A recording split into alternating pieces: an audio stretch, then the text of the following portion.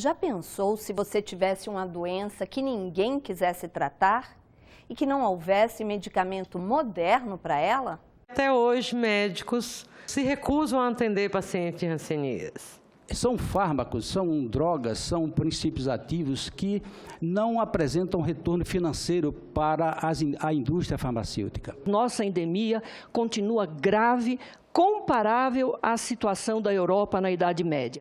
Hanseníase, malária, tuberculose e até dengue e zika estão entre as chamadas doenças negligenciadas, que apesar de afetarem mais de 1 bilhão de pessoas em todo o mundo, continuam a ser tratadas quase da mesma forma como eram 1000 anos atrás.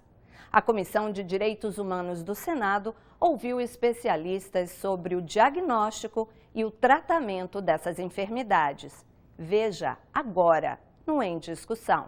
Eu sou paciente da hanseníase, fui tratada em 2000 e uma das coisas que eu gostaria de colocar para a Escola Médica e para o Conselho Federal de Medicina é que até hoje médicos e o MEC, médicos se recusam a atender pacientes de hanseníase.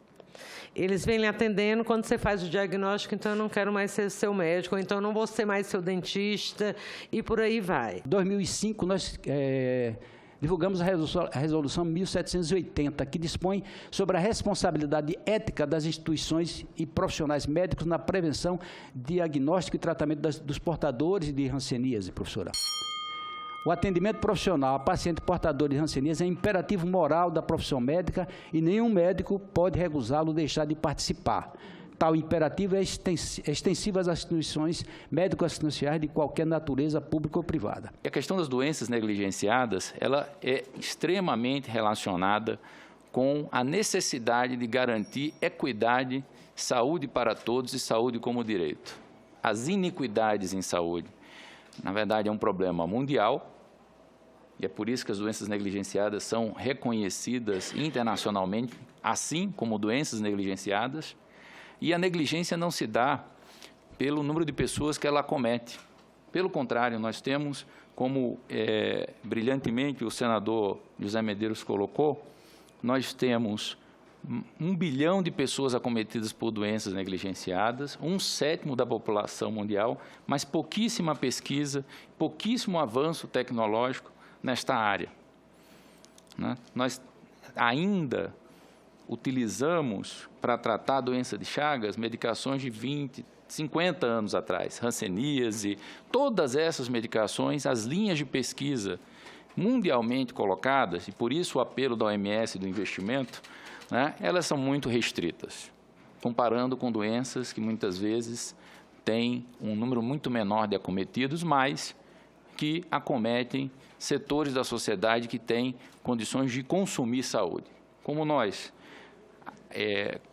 defendemos que saúde é um direito, nós não concordamos e, por isso, achamos tão importante essa discussão. Aqui são as doenças negligenciadas, essas com maior prevalência no Brasil. Então, a gente tem a doença de Chagas, a leishmaniose, a malária, a filariose, as micobacterioses, as clamidioses, riquetioses, a dengue, a febre amarela, outras arboviroses, agora a zika, raiva, antaviroses, hepatites virais, gastroenterites virais, as micoses profundas, que ainda acometem e são endêmicas em algumas regiões do país, e também envenenamento por animais peçonhentos, onde a gente tem muito pouco definição de novas formulações terapêuticas. Nós vamos tratar, então, das doenças negligenciadas, mas eu quero intensificar os comentários para doenças milenarmente negligenciadas.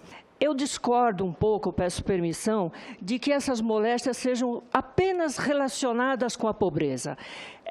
Esse conceito afasta tanto a população de doentes, como também afasta a classe médica desses pacientes. São moléstias que atingem todas as camadas sociais, desde os nobres até os plebeus. Mas eu queria citar moléstias milenares, me aprofundar na moléstia de Hansen, a antiga lepra, já citada no Egito Antigo há mais de 3.000 anos antes de Cristo. Nessa época, a moléstia deveria ser diagnosticada pelos sacerdotes, que abençoavam este doente, falavam que ele estava morto para a vida, no mundo, mas ele viveria eternamente em Deus. Lepra é uma terminologia usada também nas Bíblias hebraicas e outras Bíblias, mas na Bíblia hebraica significa desonra, vergonha, desgraça.